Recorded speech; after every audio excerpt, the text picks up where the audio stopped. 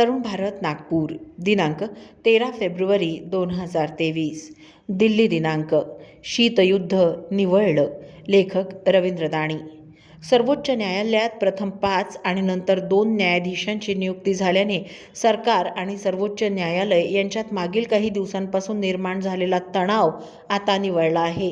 सर्वोच्च न्यायालयाच्या कॉलेजियमने न्यायाधीश पदासाठी शिफारस केलेल्या सर्व 7ही नावांना केंद्र सरकारने अखेर स्वीकृती दिली.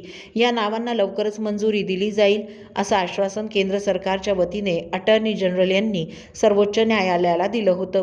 त्यानुसार या नियुक्त्या झाल्याने सरकार विरुद्ध न्यायपालिका यांच्यातील संघर्ष हाताबाहेर जाण्याची शक्यता मावळली आहे. सर्वोच्च न्यायालयात आता 34 न्यायाधीश झाले असून न्यायालयातील न्यायाधीशांची सर्व पदं भरली गेली आहेत.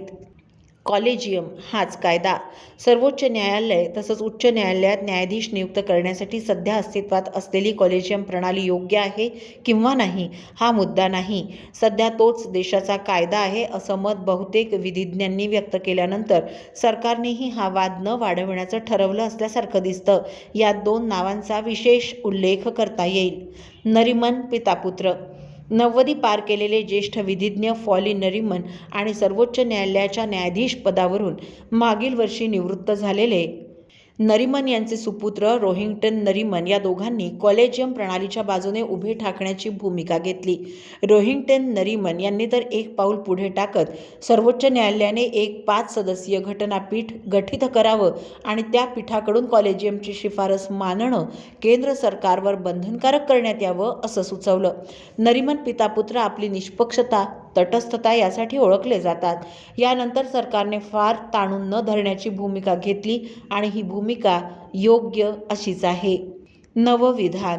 दरम्यान कायदेमंत्री किरेन रिजिजू यांनी एक नवं विधान केलं असून कॉलेजियमने शिफारस केलेल्या नावांवर केंद्र सरकारने विचार केल्यावर ती नावं फेरविचारार्थ कॉलेजियमकडे परत पाठवण्याचा अधिकार केंद्र सरकारला आहे असं प्रतिपादन त्यांनी केलंय. कायदेमंत्र्यांची ही भूमिका गैर नाही.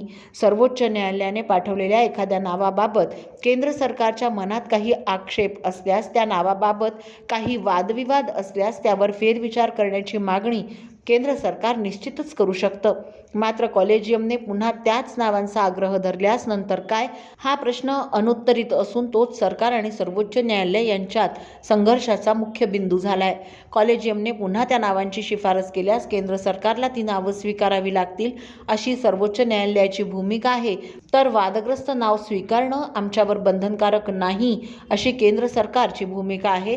यातूनच केंद्र सरकार आणि सर्वोच्च न्यायालय यांच्यात मागील काही दिवसांपासून वाद होतो आहे.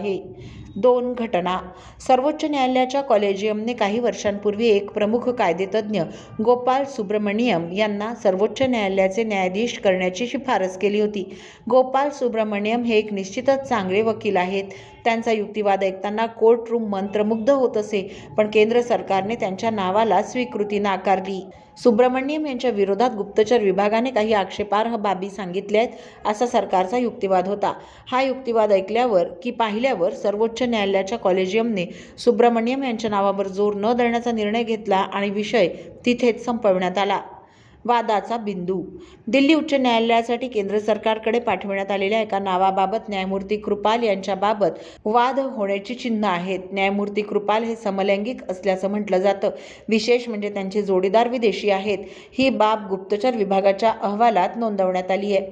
त्यानंतरही सर्वोच्च न्यायालयाच्या कॉलेजियमने या नावाचा आग्रह धरावा ही बाब न समजण्यासारखी आहे. एका न्यायाधीशाचं एका विदेशी नागरिकाशी असलेले संबंध हा या ठिकाणी महत्त्वाचा मुद्दा आहे. सर्वोच्च न्यायालयाने यापूर्वी पडतं घेण्याची भूमिका घेतली आहे. याही प्रकरणात सर्वोच्च न्यायालयाने आग्रह न धरल्यास वादाचा आणखी एक मुद्दा कमी होईल. केंद्रीय कायदेमंत्री किरेन रिजिजू यांनी कॉलेजियमच्या निर्णय प्रक्रियेत पारदर्शकता नसल्याचं म्हटलं होतं. त्यावर सर्वोच्च न्यायालयाने कोणतीही प्रतिक्रिया दिली नाही. मात्र काही न्यायाधीशांच्या नावांबाबत गुप्तचर विभाग आणि रॉ यांनी केलेली टिप्पणी आपल्या वेबसाईटवर टाकली. यातून नवा वाद निर्माण झाला.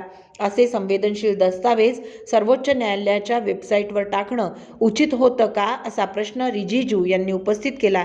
तर आमच्या पारदर्शकतेवर प्रश्न लावण्यात आल्यामुळे आम्हाला असा निर्णय घ्यावा लागला अशी न्यायालयाची भूमिका दिसते. कारण हा निर्णय केवळ कॉलेजियमने घेतला नव्हता, तर सर्वोच्च न्यायालयाच्या सर्व न्यायाधीशांच्या बैठकीत घेण्यात आला होता. पुन्हा सर्वोच्च न्यायालय. दिल्लीला नवी महानगरपालिका तर मिळाली, पण अद्याप नवा महापौर मिळालेला नाही. महापौर निवडण्यासाठी केला गेलेला तिसरा प्रयत्नही फोल ठरला. आता या मुद्द्यावर आज सर्वोच्च न्यायालयात सुनावणी होणार आहे. महापौर निवडण्यासाठी बोलवण्यात आलेल्या महापालिकेच्या सभेत भाजप आणि आम आदमी पक्षाच्या नगरसेवकांमध्ये जोरदार वादंग झाल्यानंतर महापालिकेची सभा स्थगित करण्यात आली. महापौर निवडण्यासाठी आता चौथ्यांदा सभा केव्हा बोलावली जाईल याची तारीख अद्याप घोषित करण्यात आलेली नाही.